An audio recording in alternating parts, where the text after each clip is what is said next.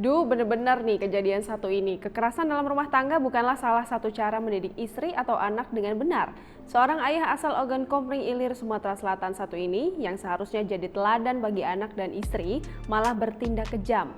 Marah dengan istri karena semua pakaiannya dibuang keluar dari rumah, ayah satu ini tak hanya memukuli istrinya, namun juga memukul sang anak yang masih duduk di bangku kelas 6 SD hingga memar. Kasus KDRT atau kekerasan dalam rumah tangga terjadi di Kabupaten Ogan Komering Ilir. Pelaku ID 48 tahun yang merupakan seorang ayah tega memukul dan mencekik istrinya NA 47 tahun dan anaknya berinisial DE 11 tahun yang masih duduk di bangku kelas 6 sekolah dasar. Kejadian tersebut dipicu lantaran pelaku tidak senang dengan korban atau istrinya yang mengeluarkan semua pakaiannya dan membuang keluar dari rumah. Berawal dari peristiwa tersebut, pelaku langsung melakukan pemukulan sebanyak 1 kali ke bagian wajah korban dengan menggunakan tangan. Melihat hal tersebut, korban lalu menegur pelaku dan sempat terjadi pertengkaran mulut.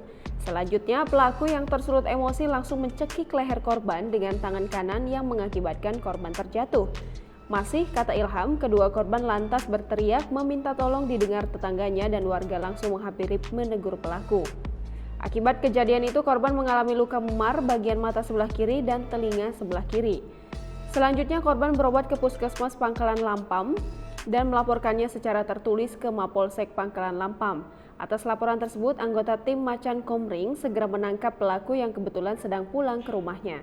Saat ini pelaku dan barang bukti berupa 1 buah buku nikah telah dibawa ke Mapolsek Pangkalan Lampam.